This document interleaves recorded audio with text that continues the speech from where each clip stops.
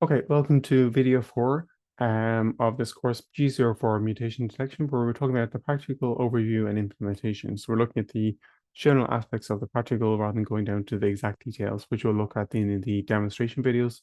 So please see those demonstration videos as well. So what we're going to do is get appropriate data that's of use to us.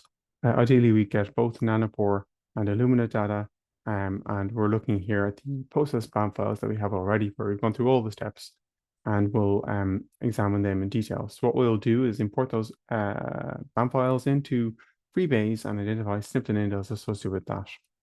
We'll do the same for BCF tools. So we're using two different mutation detection tools to look at the consensus between them, which is probably the most effective approach, as outlined already. This kind of reduces errors associated with one particular tool. We'll be able to process these candidate snips and indels with BCF tools and BCF utils.pl. .pl stands for Perl script, and that will identify more valid snips and ones that are have a higher level of confidence that we can go forward with further analysis. And we'll also visualize these within integrative genomic viewer as well, IGV, to get a better sense of what's actually accurate in our situation, which always depends on the organism that we're looking at. So generally what we've been doing in these practicals is going through this kind of procedure, going from FASTQ to SAM to BAM, and then we're going from BAM in this one to BCF quickly to VCF. And then with VCF files, we can do many things. We can look at SNPs and indels. We won't do much structural variation detection as such here, but we'll look at how we could do that. And what we can do is refine our VCFs to develop more effective compilations of the mutations across a panel of samples. We'll start with one sample here and see how we get on, depending on your level. So what we're doing here is using Freebase, which is local de novo reassembly. So it looks at a particular region, takes the reads associated with that region, and reassembles them to try to more accurately resolve the exact nature of that region. And this can be more powerful in detecting two mutations, but it also is slow. Assembly is a slow process, is computationally demanding. So for host genomes that or vector genomes, that may be very, very time consuming. It can be worth the investment in compute time to achieve this, but it's just worth considering that. And for viral genomes, it's generally fine, but just takes a bit longer than you might expect. So this is a haplotype-based variant identifier, does well with Illumina data. Sometimes it struggles a bit with nanopore data. And it's very good if you compound mutations. So essentially, it's trying to look at haplotype resolution. So if we think of our reads here, we might have a variant region or one that's more structurally has a low complexity level.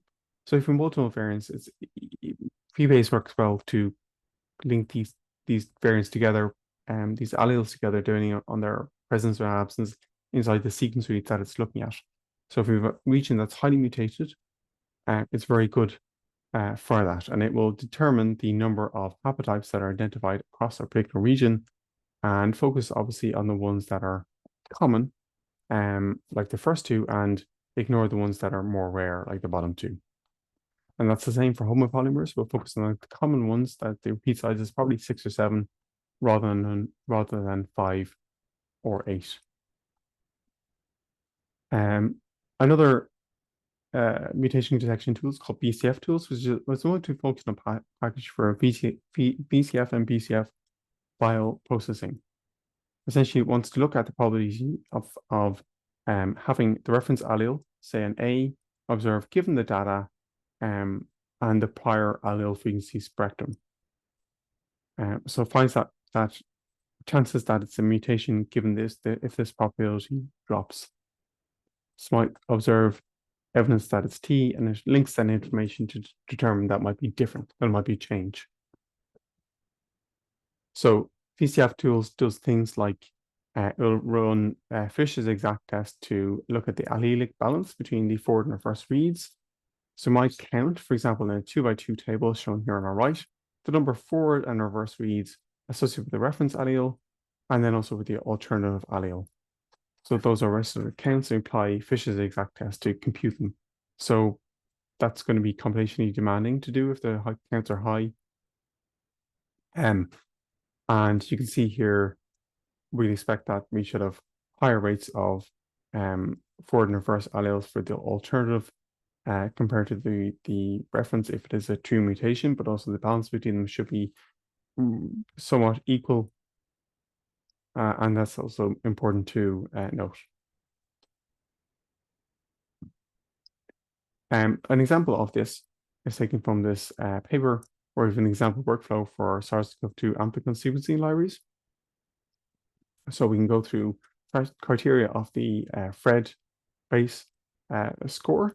We can look at the allelic signal using Fish's exact test. We can look at strand bias as well. So that's the ratio of forward and reverse reads. I want those rates to be about equal in a general sense, or not biased due to PCR. We also want a variant to be detected in many reads, typically at least 3 reads listed here, but I'd say that you'd want at least, you'd want a coverage of at least 10, which is shown down here, at least 3 forward and 3 reverse reads. So it's a minimum of 6, really. If not more typically. So what we're going to do in our practical is look at the 2 different samples, Illumina and Nanopore, ideally, with 2 different SNP callers, Freebase and BCF tools. So what we'll eventually get to is having a table like this, where we have the technology, we have Illumina and Nanopore, and this single sample for each of them.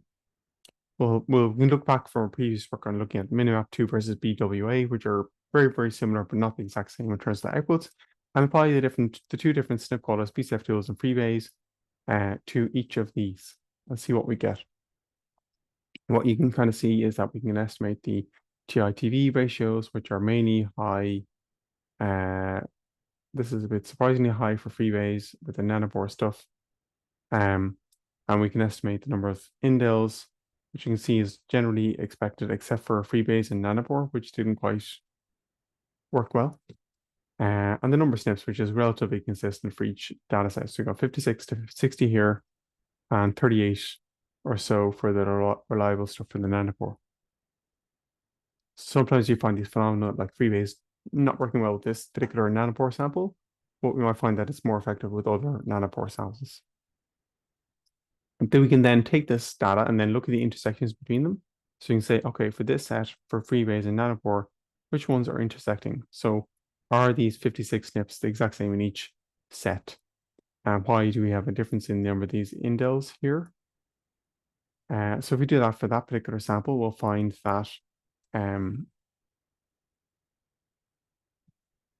so this is when we look at the integration that we have 26 or 25 SNPs. We look at the intersection of the 2 and we see that the TIT ratios should tend on average to be higher overall, at least 2. So maybe that's a bit lower than expected, but it might be associated with particular sequence features. So we have fewer transitions here detected by BWA. What we'll do as well is visualize these with IGV. So that means we can import our BAM file here as sequence reads. We can compare different samples like one above and below here, which is true or normal, but it's the same as comparing one sample to another sample. In our case, we're just trying to look at patterns at each region and zoom in on these regions to see is the coverage even? Do we have evidence of a allelic change? And we can quantify that. So we can look up the exact details here, like this sample here, where we have base 15,715 in the SARS-CoV-2 genome, where we have 12,000 reads. 1/3 are C, 1/3 or 2/3 are T, and we have few other errors like N's or A's, G's, and other bases here. So you can sort of see that's evidence of a partial SNP that hasn't attained 100% frequency yet. And we can also apply the same approaches to low frequency libraries like this SNP at base 3037 and SARS-CoV-2 as well, where you might say, okay, do we have a balance of forward and reverse reads here? It's 13 and 7, which is okay. Do we have many deletions or few ones? If we have many deletions, that might be evidence that it's not very good. So you can see here that this is about acceptable, but you can't really go much lower than that. We'll also, in the practical, look at VCF files. So variant call format files are a standard way of representing mutation data. They're originally developed for the 1000 Genomes project, and they've been developed since. And what you'll note if you call SNPs with VCF tools and call SNPs with Freebase is that the output differs. The details inside the VCF differs, and that's sometimes a bit confusing, but just worth noting. And what we can do is count after the header region, the first 34, 35 lines containing a hash. Inside our VCF files, we can look at we count the number of SNPs that are present. So we can use grep to do this in the practical, count the number of SNPs to estimate, get a sense of what's present in each particular sample, like these example 4 samples here. When we look at this header region, we'll find it contains things like this. It will contain the version of the VCF file, how it was created, when it was created, and it'll have a long list of information here beyond this short list here, and that will contain things like the genotype quality, the read depth, DP, and we'll see further down for the actual SNPs here that we've got a position here like 1, 2, 5, and 100. An ID will have reference on alternate alleles. The filter may be present depending on the type, and then we'll have other data down here at the end. What these will contain are things like depth, which is useful, DP. So DP is the number of reads passing the filter. So that's quite convenient to look at. And the same as for AC, which contains the total number of alleles in the called genotypes. So if we have a high number of alternative alleles, that suggests that there really is a mutation present. So if we look at this example of a VCF file, we can see the version here of VCF, which is 4.2. We can see then as well, this was created with Freebase. We can see here as well, we're mapping to the SARS-CoV-2 genome, which has a particular length, and we can see the exact command used here to do that. So you can see that we're requiring at least 6 alternate alleles, a minimum frequency of 2%, and they're using this particular BAM file. So we're looking at Illumina data here in this example. And this header line is pretty much the same across all samples. It doesn't really have any difference at all. You can see there we have key things like AC and AF. So AF is the estimated allele frequency, but it may not be precise for Freebase output because of the VCF type that's produced. And then we have things like the number of alternate allele observations. We can use that information in our estimation of the allele frequency. We have other things like the number of reference observations and the forward and reverse strands, and the same for the alternate allele. And these are donated by particular codes here: SRF, SRR, SAF, SRAR. And there's other stuff that's not highlighted here, which is not too important, like the strand balance probability. And there's other data down here not listed. And we go further down, we find other things like the genotype likelihood, the read depth, DP, number of observation of each allele, AD, AO, the alternate allele observation count. And then as we get towards the end, before the SNPs start, we'll find that the command used to create this file is typically listed at the end. So here we use the BCF tools command isec to merge 2 different files called as Freebase and BCF tools to find the intersection. And then we go on to the SNPs next. So the SNPs contain data for each particular potential mutation, not just SNPs, indels as well. That is the chrome contain that could be the genome for viruses or the chromosome or contig. If we're looking at host or vector sequences, it contains the genomic coordinates for the position or chromosomal coordinates for the position. The SNP ID typically blank. It's only present if it's human. The reference allele ATGC alternative alleles, which may be a single letter, but it might be multiple letters if it's a structural change. The quality, the SNP call quality, a filter ID may be present or absent. Information, and then more information there in there, like this thing containing information about the things like the number of changes that are present. So then if we look at the output for freebase, it'll get something like this. So you see chromosome is the SARS-CoV-2 chromosome. Then we have the position. The ID is nothing. The reference allele is C here. Alternative is T. And the quality is high in this case. Then we have the filter, which is just a full stop. Doesn't have any information. And then info, which is this big line here. And then the format is this final line here. And the rest is not present. So you can see there, we have a high evidence of a change. We have more than 1,000 observations of the alternative allele. The total depth is 1,351. What else? There are observations of the reference allele, 272. So it's not a complete fixed SNP. And then we have the number of alleles for the alternative allele in the forward and reverse are very, very even. And same for the reference, which is good. That's surprisingly even. You might get more distortions. And sometimes you need to think about if is that truly evident or not, if that the forward reverse read ratio for the forward and reverse SNPs are very, very different.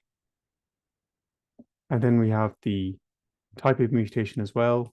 And then we have this final set of information here that we can use to if it's relevant for us. So you can see there AD contains the number of reference and alternate allele observations present. So what we would look at then, this is freebase. If we look at then at other types of output, this is a previous version containing indels or BCF tools. So you can see here we have the chromosome, the site, the preference allele, and then the alternate allele. So you see here we got a deletion of GATTTC. We got a high quality, it's probably valid. Depth is just 23. And yeah, so that indicates that was deleted. And as you guess for it is a factor of 3 as you would guess for CDS. Then we have a second example here. We've got the chromosome, the position, the reference allele. So it's a deletion of an A here. T is retained, A is deleted. We use adapted 23 because they're near to each other. You would not, that's not surprising. And what we'll note as well is that this kind of BCF format is like a slightly older version. If we're looking at an example that we'll get for BCF tools, you get something like this. So it's the same setup, just key differences. So we still have DP, which is important, which is just 14 here. And we have DP4, which is a handy denotation of the number of forward and reverse reference and alternate alleles. So that's why 4 digits there. Forward, reference, reverse, reference, forward, alternate, reverse, alternate. And then we have the mapping quality, MQ, and then the FQ, which is the base quality, which are both very high. What you might see as well, the FQ is sometimes negative. That just means it's a homozygous SNP. It's not actually negative in that sense. And you see that base quality of 113 is very, very high. That's a very high confidence SNP. So then if we apply this to many SNPs, you might get something like this. So you get the position, the reference, the alternate allele, the depth, which varies. So these are older samples where we had a different context. So you can see the depth is quite high here. And then you look at the forward and reverse, the reference and alternate alleles here for AC. So you see the first one is probably homozygous SNPs. We've got 31 alternate alleles. The rest might be deletions, 3 deletions. The second one is the same. We just got one base with their reference. And so they all appear to be clear-cut homozygous type changes. We might find that the numbers of deletions, AM here, is higher if we have more coverage.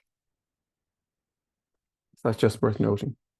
If we have an invalid SNP, what we see here is that the quality score is lower. and then our depth is only 1. So that's not going to be sufficient to identify a change.